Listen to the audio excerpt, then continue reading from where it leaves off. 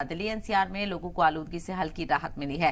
पहाड़ों पर हुई बर्फबारी के बाद दिल्ली में तेज हवाएं चल रही हैं। इन हवाओं ने राजधानी की आलूदगी को साफ कर दिया है। अगले कुछ दिनों तक दिल्ली में पॉल्यूशन बैकफुट पर रहेगा। आलूदगी की मार के बीच खराब लेवल की हवा में कमी से भी दिल्ली एनसीआर के लोग खुश हो रहे हैं। वो इसी स्तर की हवा में राहत महसूस कर रहे हैं। बीते 46 दिन से राजधानी घुट रही है। इस दौरान एक भी दिन ऐसा नहीं रहा जब आलूदगी का लेवल मामूल के मुताबिक रहा हो। देखिए आज कहां पर कितना एक्यूआई है, ये भी आपको बताते चलते हैं। दिल्ली का ओवरऑल एक्यूआई 287 है।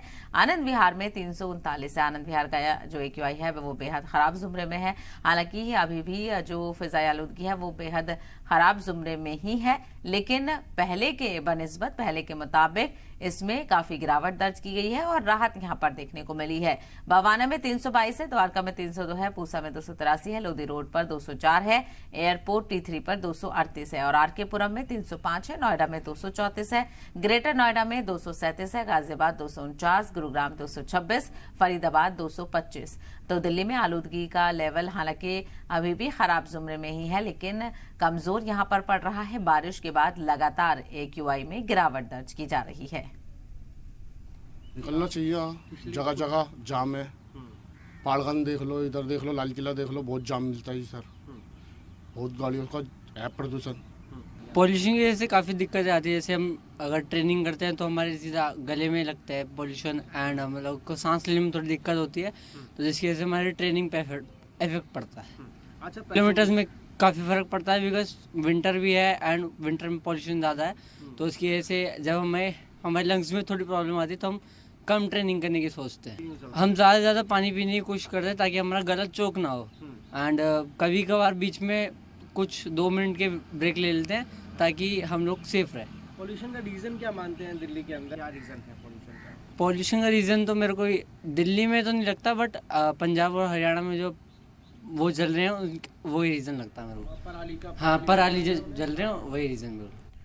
तो आपने देखा किस तरह से लोगों का रद्द-ए-अमल भी यहाँ पर देखने को मिल रहा है। तो दिल्ली में बेहद ही खराब जुमरा भी लोगों ने देखा है, लेकिन फिलहाल तेज हवा और बारिश के बाद जो एक्यूआई है वो कमजोर पड़ा है, थोड़ा बेहतर यहाँ पर हुआ है, लेकिन अब अभी भी जो क्वालिटी है एयर की वो खराब जुमरे में ही बनी हुई है। जो विजिबिलिटी है वो थोड़ी सी बेहतर यहाँ पर हुई है।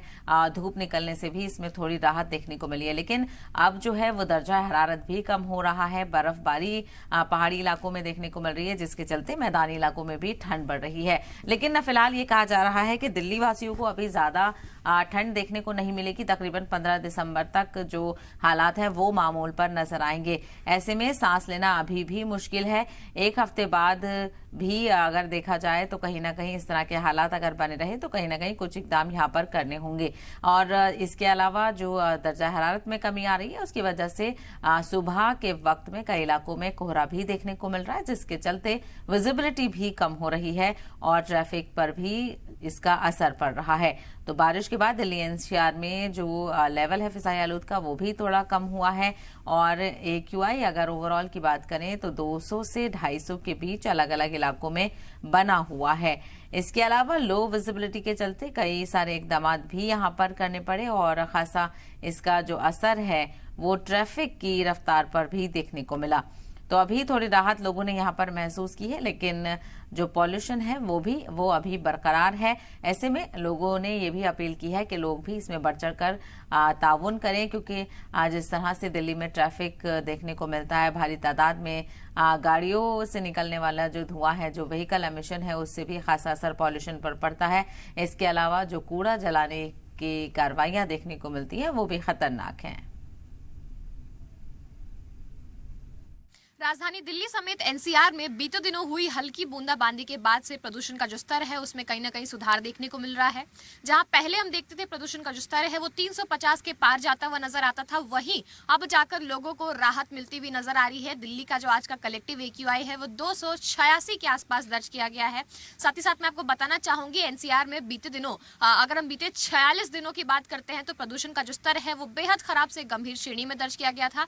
बीच में 1-2 दिन की राहत जरूर मिली थी, लेकिन लगातार लोग जो जिस हवा में सांस ले रहे थे वो काफी ज्यादा खतरनाक स्तर पर पहुंच चुकी थी। लेकिन अब जाकर कहीं ना कहीं हम देख रहे हैं कि लोगों को थोड़ी बहुत जो राहत है वो मिलती हुई नजर आ रही है बीते दिनों के मुकाबले। अगर हम अभी की बात करते हैं तो हम देख रहे हैं पोल्यूशन का विजिबिलिटी के ऊपर भी कहीं ना कहीं खास असर जो है वो पड़ता हुआ नजर आ रहा है। जहां बीते दिनों पूरी तरीके